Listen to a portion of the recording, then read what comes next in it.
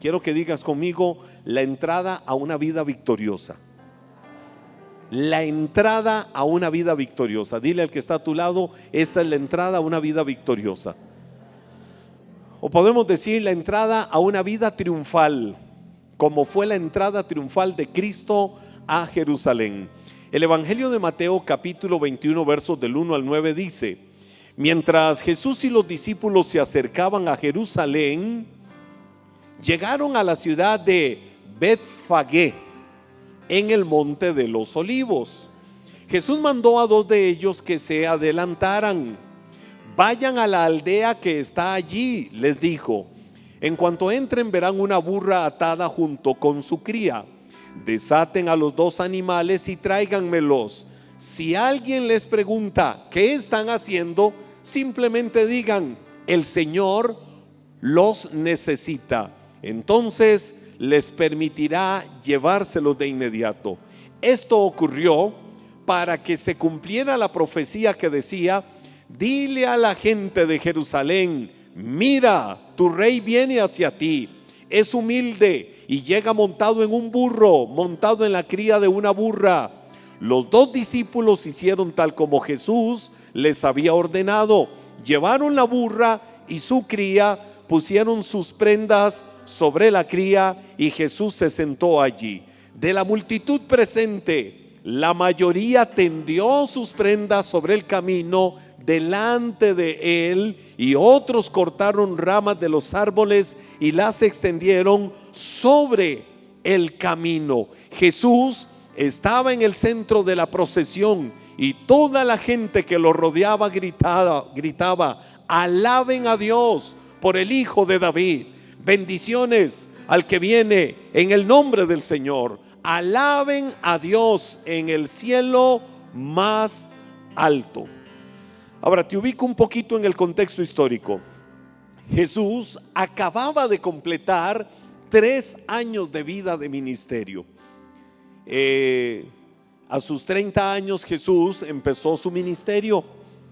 En ese momento, esa escena es cuando Jesús acababa de completar los 3 años de ministerio, y aquí es donde comienza la semana previa a su muerte. Estamos exactamente a, diríamos, 8 días de la resurrección de Cristo. La costumbre de Jesús siempre era entrar a la ciudad de Jerusalén de una manera modesta, casi sin ser visto, de la manera más anónima posible, ojalá, aunque en el caso de Jesús eso era muy difícil, pero así lo hacía. Ahora, en este momento, Jesús, en esta tercera visita de todo su ministerio que Jesús hace a la ciudad de Jerusalén, 3 veces en todo su ministerio Jesús hizo un viaje a Jerusalén. Recuerden que Jesús vivía en Galilea y ahí desarrolló más del 70% de su ministerio. Cuando iba a Jerusalén a ministrar, a hacer milagros, a predicar el evangelio del reino y todo lo que veíamos de Jesús, esta fue su tercera visita en esos 3 años, pero ya la hizo diferente. No entró de manera anónima, sino que Jesús entró proclamándose sentado sobre el pollino de un asno como el rey del pueblo de Israel. Ahora se estaba proclamando abiertamente como rey. Y cuando llega a Betfagé, es decir, hoy diríamos cuando llega exactamente al monte de los Olivos, que hoy en día el monte de los Olivos es de donde más se contempla de manera hermosa toda la planicie de la ciudad de Jerusalén. Betfagé era una pequeña villa, como un pueblito pequeño que estaba cercano ahí al monte de los Olivos. Y entonces Jesús le manda a esos 2 discípulos que vayan a conseguir el pollino del asno para él entrar a la ciudad de Jerusalén. Eso iba a significar para la gente que Jesús entrara en el pollino o que Jesús entrara en el asno, iba a significar para la gente: se está proclamando como el rey. Los pollinos eran símbolo de honra para los reyes que entraban montados en él a la ciudad, que por cierto, hago una pausa en esto acá, el pollino es donde está sentado el rey, y el rey es el que es alabado, el rey es el que es exaltado. El rey es el que es honrado. El pollino es nada más el medio de transporte. Muchas veces el hombre ha invertido los papeles. Y entonces el hombre siente que él es el que está montado y que Jesús es el pollino. Nunca perdamos de vista que nosotros somos el burro. Dile al que está a tu lado: burro, burra. Que no se nos olvide que somos el burro o el pollino que lleva sentado al Rey de Reyes y Señor de Señores, y que en todo lugar donde vayamos y donde estemos, Él es el que se tiene que ver, Él es el que se tiene que notar. Nosotros tenemos que menguar y la gloria de Él es la que se tiene que ver. Entonces, no es al burro al que alababan, no es al burro al que se le aplaude, no es al burro al que se exalta, es al que va montado sobre el burro. Él es el Rey de gloria. Y ese es Jesús. Entonces Jesús se estaba ofreciendo como rey a Israel y les estaba dando la oportunidad en ese momento de recibirlo o de rechazarlo como su Mesías. El pueblo era el que determinaba esto. Ahora, en aquella época había una tendencia o un sentir general en todo el pueblo de Israel. Había un sentir general de que el Mesías ya estaba a punto de venir a liberar a Israel de todo el yugo, de toda la opresión, de toda la esclavitud a la que la tenía sometida el imperio romano. El imperio romano era el gran gobernador del mundo en ese tiempo.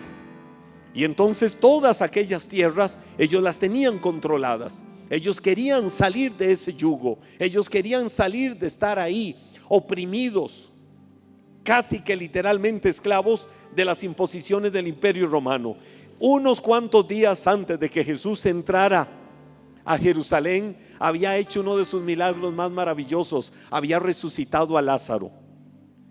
9 kilómetros antes de llegar a la ciudad de Jerusalén está Betania, donde vivía Lázaro, sus hermanas Marta y María. Lázaro había muerto. Jesús venía llegando desde Galilea, recorriendo varias ciudades, haciendo milagros, y llegó a la casa de sus amigos, que era donde normalmente Jesús se hospedaba cuando venía a Jerusalén. Pero su amigo del alma, Lázaro, había muerto. Unos cuantos días antes Jesús lo resucitó. Eso fue todo un boom. Imagínense las redes sociales en ese tiempo. Jesús había hecho un milagro extraordinario. Había resucitado a uno de los hombres más queridos y más respetados en la zona de Betania, que era Lázaro. Y no solo eso, le había abierto en ese camino antes de llegar a Jerusalén. Se encontró en el camino a 2 ciegos y Jesús le abrió los ojos a ellos. Los principales sacerdotes y los fariseos estaban afectados por aquello, estaban mal, estaban intrigados y temían de que la gente hiciera todo un alboroto por lo que estaban viendo, por lo que estaban viviendo. Ese nazareno, ese que venía de Galilea, está haciendo cosas extraordinarias. La gente lo está siguiendo, la gente lo quiere proclamar rey, y si lo proclaman rey va a ser una sublevación contra nosotros, el imperio romano.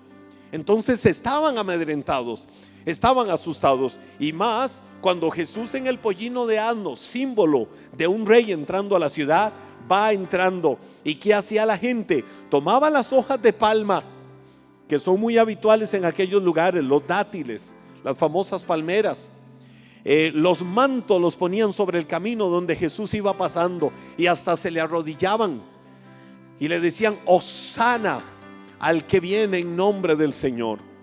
Es decir, le estaban diciendo: alabado sea el Rey de Israel, exaltado sea. Y todo mundo, toda la gente en el camino de Cristo, en Betfagé, ahí en el Monte de los Olivos, entrando a la ciudad de Jerusalén, lo alababa, le ofrecían vitores, le ofrecían palmas, le ofrecían alabanza, le ofrecían exaltación a Jesús en ese momento.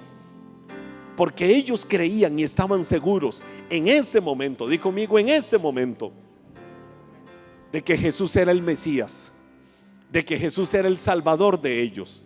Ahora, hago una pausa en ese seguimiento para decirte algo. Para muchos expertos en la erudición cristiana, y en particular para Sir Robert Anderson, que es un escritor que yo respeto mucho, es un erudito británico, si nosotros contamos la profecía del libro de Daniel, tarea para todos, hoy estoy un poco doctrinal, en la casa, no aquí ahora, en la casa, léanse Daniel capítulo 9. La profecía de Daniel capítulo 9, conocida como la profecía de las 70 semanas, si nosotros contamos los dos primeros periodos de la profecía de Daniel capítulo 9, donde habla de 70 semanas, esas son 70 semanas de años, es decir, cada semana son 7 años. Si son 70, ¿cuántos años son? 490 años. Le llamaban semana de años a 7 años. Pasaron 7 años y dijeron, ya pasó una semana de años. La profecía de Daniel habla de 70 semanas de años. 70 semanas de años después de que fue soltada esa palabra, vendría el Mesías príncipe a gobernar. 70 semanas de años. Ahora, miren para dónde voy. Tengan su oído bien atento. Tengan su oído bien afinado a lo que les estoy diciendo con esto. De esas 70 semanas, es decir, 490 años, estaban separados en 3 periodos de años.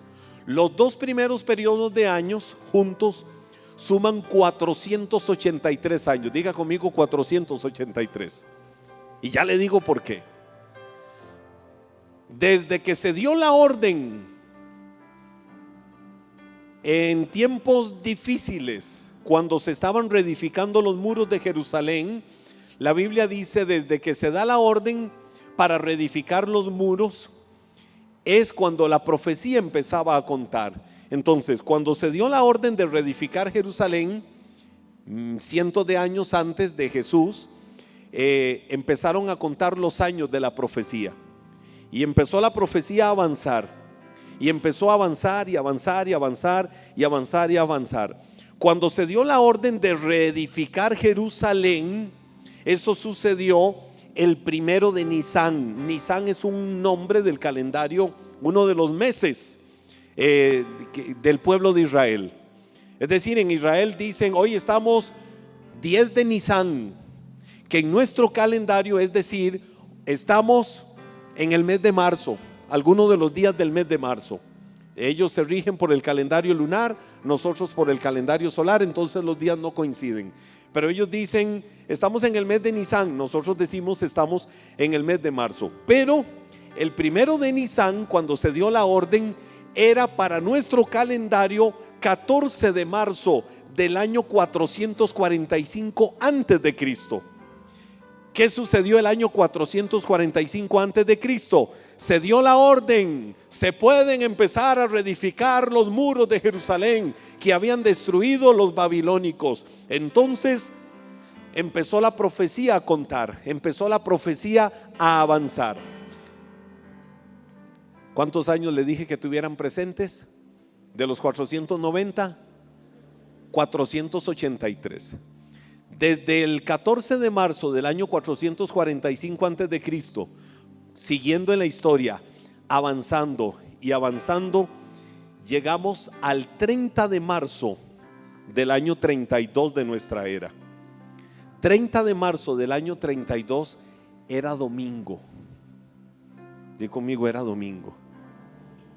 En el año 32 de nuestra era, ahorita estamos en el 2023, pero en el año 32 era un domingo. ¿Sabe qué sucedió ese domingo?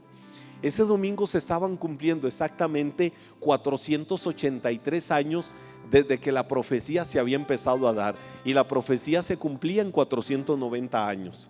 Pero ahí estaban en el año 483. ¿Qué pasó ese día, ese domingo?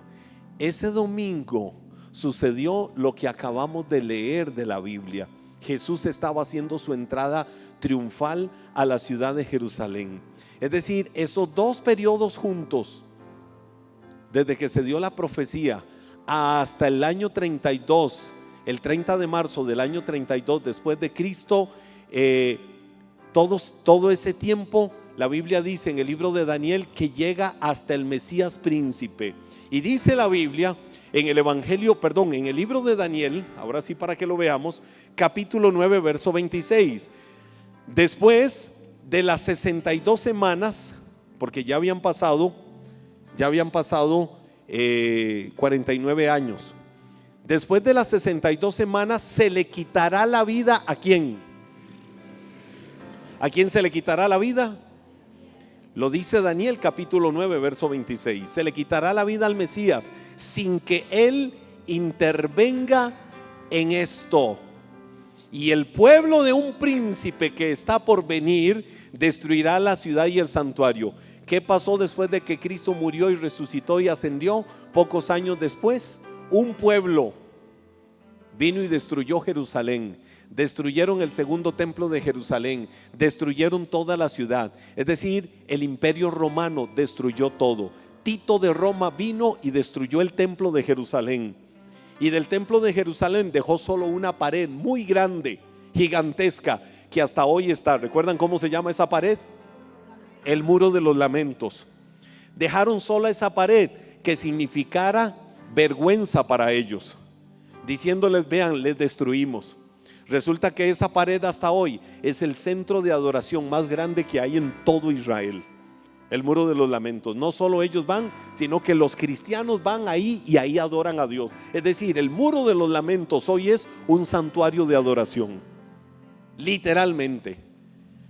Y entonces ese pueblo del príncipe que ha de venir, dice la Biblia, destruirá la ciudad y el santuario. El fin vendrá como una inundación y habrá destrucción hasta que la guerra termine. Ok, no me voy a meter ahí en la profecía porque quiero llegar al punto, quiero llegar al momento específico donde quiero llegar.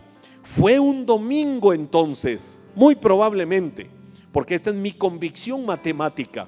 Habrá gente que diga: no, yo pienso diferente, un año antes, un año después, pero esta es mi convicción matemática. Un domingo 30 de marzo que Jesús hizo su entrada triunfal a Jerusalén. ¿Y sabe qué dice la Biblia que Jesús hizo? Jesús lloró por Jerusalén. En el Evangelio de Lucas capítulo 19 versos 41 y 42, la Biblia dice: al acercarse a Jerusalén, aquel domingo 30 de marzo del año 32, el día que se estaban cumpliendo 483 años desde que se dio la profecía de Daniel, al acercarse a Jerusalén, Jesús vio la ciudad delante de él y comenzó a llorar, diciendo: ¿cómo quisiera? Wow, esto a mí me impresiona y te voy a decir por qué. ¿Cómo quisiera que hoy tú, entre todos los pueblos, y yo le agrego todos los pueblos del mundo, entendieras el camino de la paz? Pero ahora es demasiado tarde y la paz está oculta a tus ojos. Es decir, Israel no entendía el propósito por el que Jesús estaba en la tierra. Y como él no lo entendió, Juan capítulo 1 verso 12 dice: él vino a lo suyo, los suyos no le recibieron, pero a todos,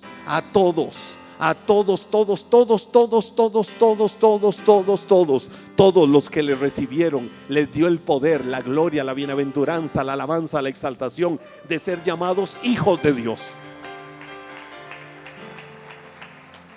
Ellos no lo recibieron, ellos no entendieron por qué él estaba acá. Pero ¿qué hizo eso? Abrió la puerta para que el evangelio llegara a las naciones del mundo y un día conocieras de Cristo y hoy pudieras decir: Jesús es el Señor de mi vida. Hoy estoy sentado juntamente con Él en lugares de honra, en lugares de honor, porque aunque aquellos no lo recibieron, yo sí lo recibí. Y si hoy vivo, vivo para Él, y si muero, muero para Él, porque mi vida le pertenece. A Él toda la gloria. Jerusalén recibió a un Jesús lleno de humildad. Jesús llegó humilde,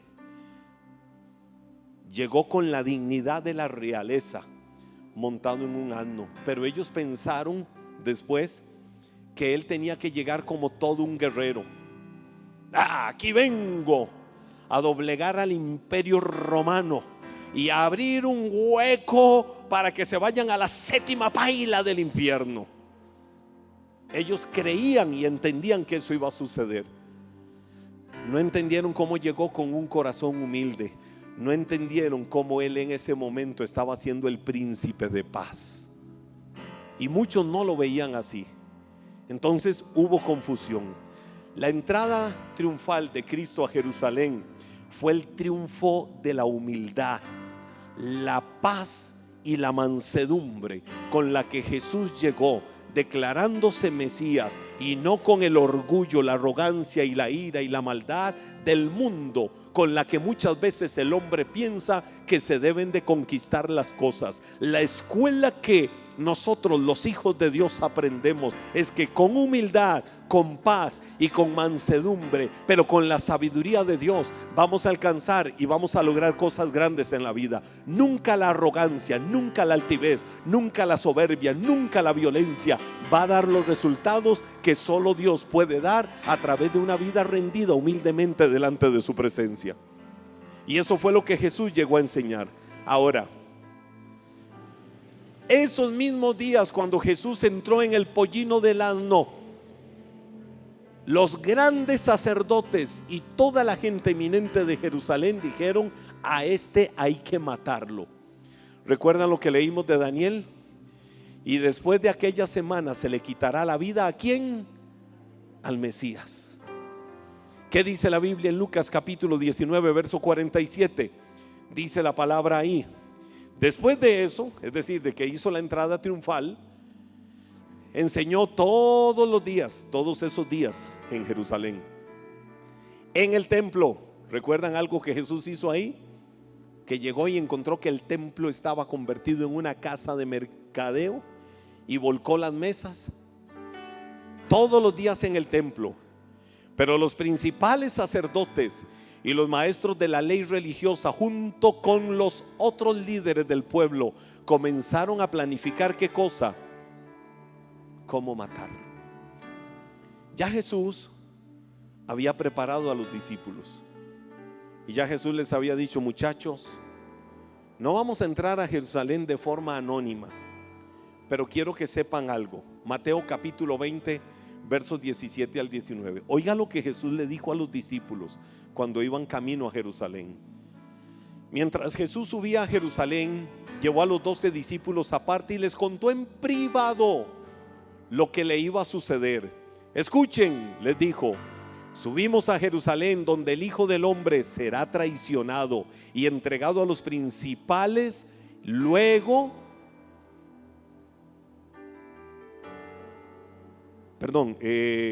a los principales sacerdotes y a los maestros de la ley religiosa. Lo condenarán a muerte, luego lo entregarán a los romanos para que se burlen de él, lo azoten con un látigo y lo crucifiquen. Ya se lo había profetizado a sus discípulos, ¿verdad?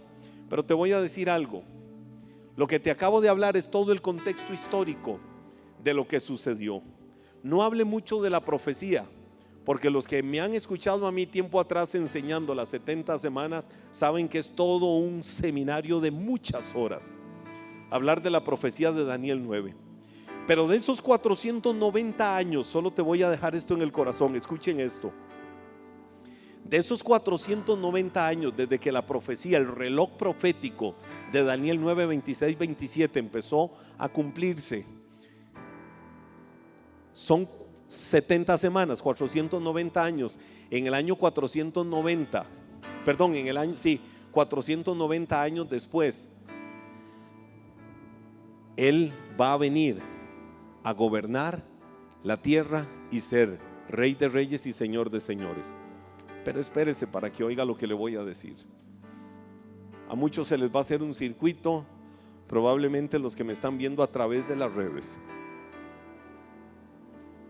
Cuando Jesús aquel 30 de marzo hizo su entrada triunfal a Jerusalén, se estaba cumpliendo 483 años de esa profecía. ¿Y qué sucedió entonces con los últimos 7 años? Cuando Jesús vino y entró a Jerusalén, el reloj profético de Dios se detuvo. ¿Por qué?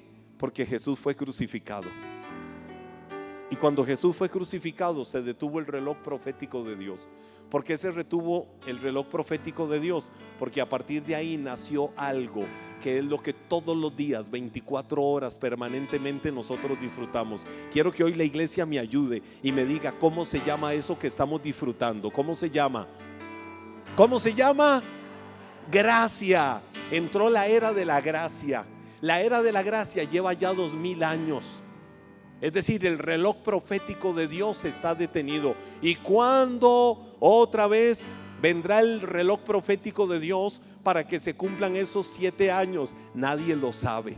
El día y la hora nadie lo sabe. Pero hoy el mundo nos está dando muchos avisos de que Cristo regresa pronto, de que Cristo está preparando el camino para venir a este mundo.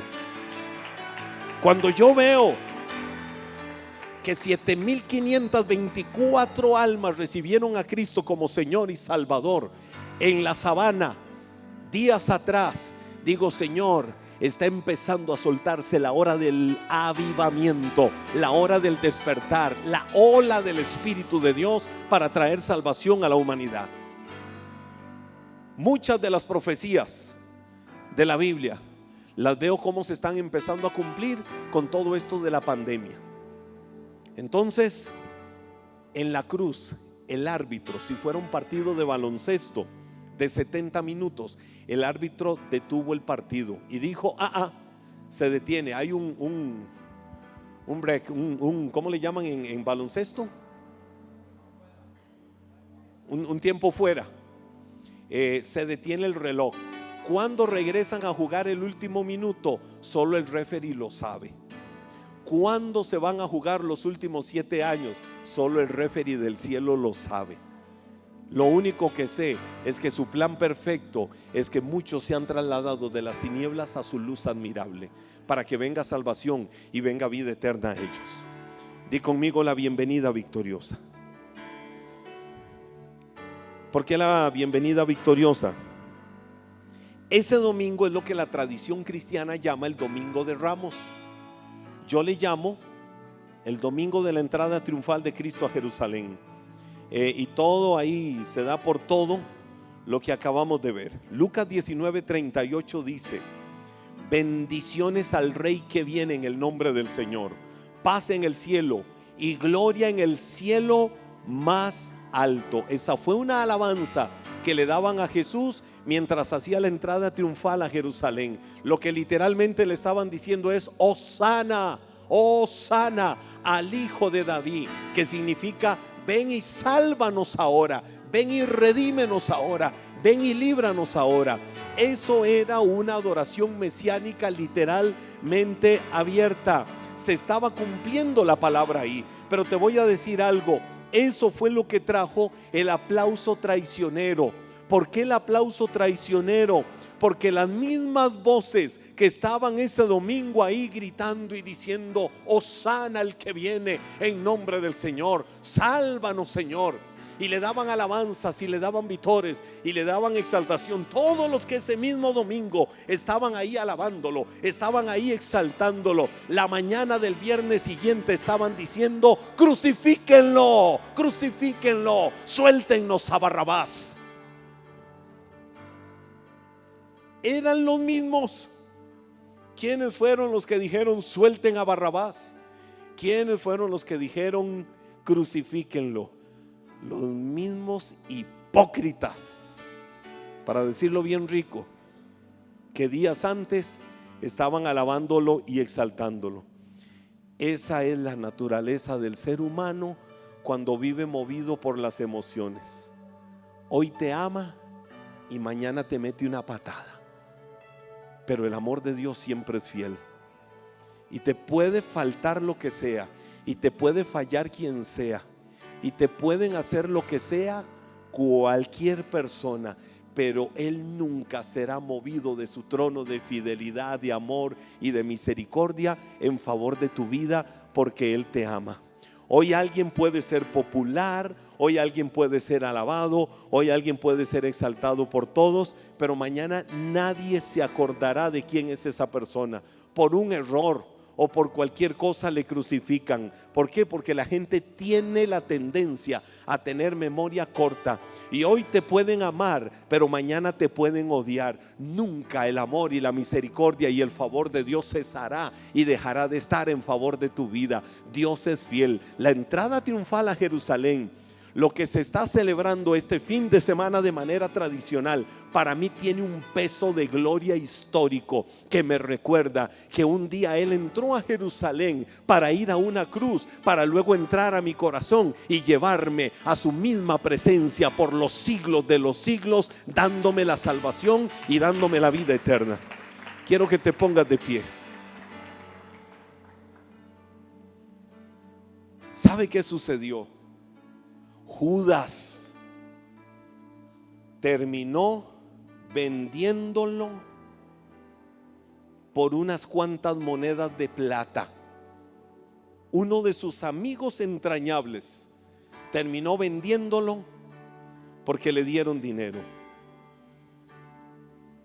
Previo a ese viernes, Pedro le dijo, cuando estaban en el aposento alto: nunca, maestro, nunca te voy a abandonar, nunca te voy a dejar, nunca yo me permitiré eso. Pocas horas después estaba diciendo: maldita sea, yo no lo conozco. Y le vuelven a preguntar: pero si lo conoces, vos sos de ellos. No, yo no conozco a ese tipo, maldita sea. Pero si hasta hablas como él, tu vocabulario te delata que no lo conozco, no sé ni quién es. ¿Y saben qué sucedió? El gallo cantó. Y eso le recordó las palabras de Jesús cuando le dijo: Simón, antes de que cuando Pedro decía: nunca te voy a negar, Jesús le dijo: ay, Simón, antes de que el gallo cante 3 veces, ya me habrán negado. Ya Judas andaba con el ejército romano buscándolo para entregarlo y decirles: este es al que deben de crucificar. Esa misma noche, en el jardín del Getsemaní, Jesús fue abandonado por la mayoría de sus discípulos. ¿Y sabe qué hicieron? Huyeron. Quiero decirte esto en una atmósfera de ministración. Levanta tus manos, cierra tus ojos delante del Señor un momento. Cuando Jesús iba camino al Calvario, cruzando todo lo que se llama la Vía Dolorosa, Jesús estaba siendo lacerado. Jesús estaba literalmente siendo golpeado, azotado con mucha severidad. Su cuerpo estaba convirtiéndose en una sola llaga de dolor. Y Jesús, tras de eso, estaba luchando bajo el peso de la pesada cruz que él iba cargando, tanto que necesitaba urgentemente de alguien que tomara aquella cruz tan pesada y le dijera: yo te voy a ayudar a cargarla. Diríamos, alguno de sus discípulos, de sus amigos cercanos, de manera lógica, sería quien pudo haber saltado entre la muchedumbre para decir: yo lo voy a ayudar a llevar, yo lo voy a ayudar a cargar esa pesada cruz. Pero no fue así. Un extraño que también se llamaba Simón, que estaba pasando por la ciudad, fue el que llevó aquella cruz, porque ya Jesús no soportaba el dolor. ¿Cuántas veces has tenido que brincar entre la multitud y decir: con Cristo estoy juntamente crucificado, y ya no vivo yo, porque Él vive en mí? Lo que vivo en la carne lo vivo en la fe de Él que me amó y se entregó. Y como dijo Pablo, llevo las marcas de Cristo en mi vida. Pero cuántas veces hemos hecho lo de los discípulos y lo hemos negado. ¿Dónde estaban en ese momento cuando Jesús estaba en la Vía Dolorosa? ¿Dónde estaban todos los aplausos del domingo anterior, cuando hizo su entrada triunfal a Jerusalén? ¿Dónde estaban todos los vítores? ¿Dónde estaban todas las alabanzas? La pregunta que yo hago es: ¿habrías actuado mejor que aquellos discípulos si estuvieras viviendo esa escena que Jesús vivió? ¿Habríamos estado dispuestos a llegar hasta el final con Jesús, o a mitad de camino devolvernos y decir: no, yo no tengo por qué sufrir lo que Él está sufriendo, yo no tengo que pasar lo que Él está pasando? ¿Seremos cristianos solo en tiempos de fiesta? ¿Seremos cristianos solo en tiempo de abundancia? ¿Seremos cristianos solo en tiempo de algarabía? ¿Serás de los que te mueven tanto las emociones del momento, el entusiasmo de las ovaciones, el entusiasmo de la alegría, el entusiasmo de la fiesta a Jesús, pero se te hace difícil permanecer en la fe cuando las alabanzas y la fiesta no están?